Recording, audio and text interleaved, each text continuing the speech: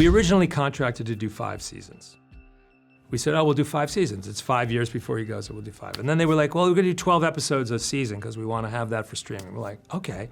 We had no idea what we were doing. I had never made a show like this, and it just, I don't even know what we had agreed to. And COVID came in and actually saved the show, stopped everything. I gave up, I said, I can't direct the show. I'm way too busy to direct the show. We built a system in COVID to how to make season 1. We started shooting season 1, and I got over after the quarantine and everything, and I was with Diego. We were up in Scotland shooting, and we were like, there's no way. We're trying to come up with season 2. I said, there's no way we can do 5 years. It'll take 20 years to do it. You'll be old. Your face will be old. I'll be in a hospital. It's too much. So we really panicked. But the way we made the first season, the way we make the show is in tranches of 3.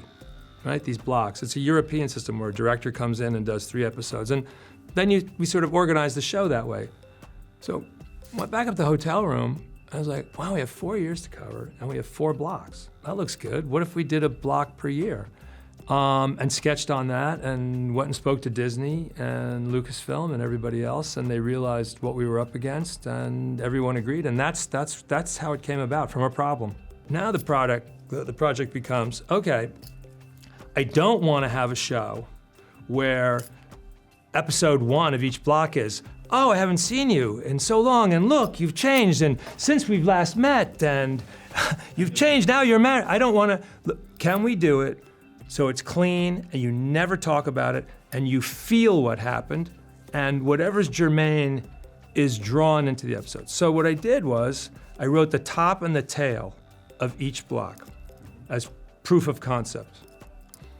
Can it work?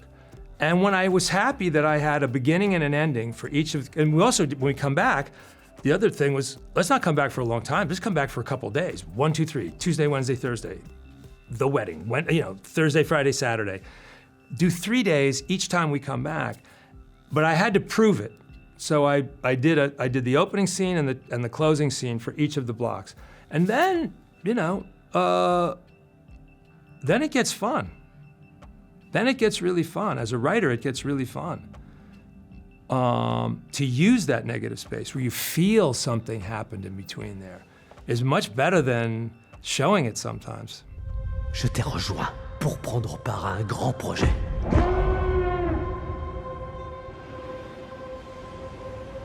L'Empire ne doit surtout pas gagner. C'est une mission d'un genre différent. The hardest part is plotting, making the plot.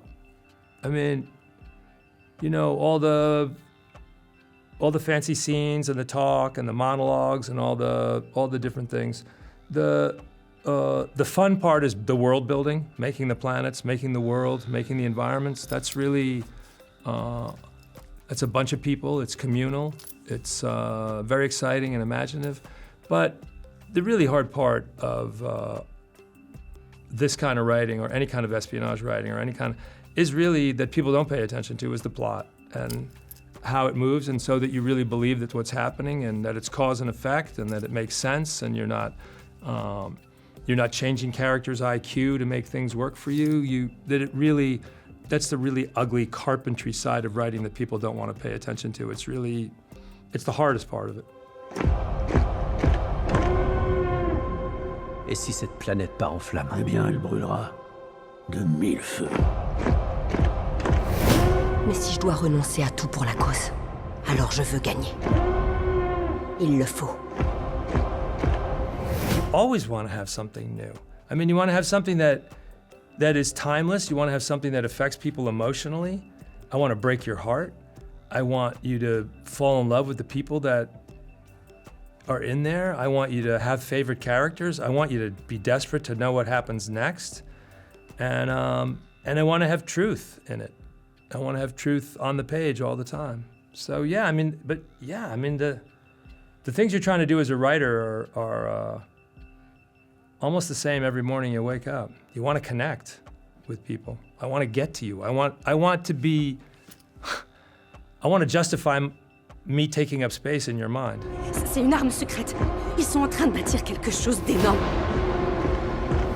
Le monstre qui finira très bientôt par tous nous dévorer. C'est le prix de la révolution. Tu es là, avec moi, ici, et prêt à te battre. Il y a My goal is not, I mean, my ultimate goal is not to shock people. My goal is to, these are very tough times. This is a very rugged piece of history. This revolution, the empire is crushing down. The people are being forced to make choices. Ordinary people have, you know, what happens when history comes to and knocks on your door? You don't want history at your door. You want to raise your kids and live your life and do your thing, and history is banging on your door. What happens when you have no choice? You have to answer. And the choices that you make, that anybody would make, have risks involved, and the cost of courage is really, really high. It's always been really, really high. And some people don't make it. Some people are incredibly influential and they don't make it, and nobody remembers how important they were. Some people are overcredited, and I don't know. I never want to be gratuitous about it. I never want to be. We don't do anything like that without thinking about it very deeply and what it means and what it costs us. Il y a un avenir ici, pour ceux qui osent.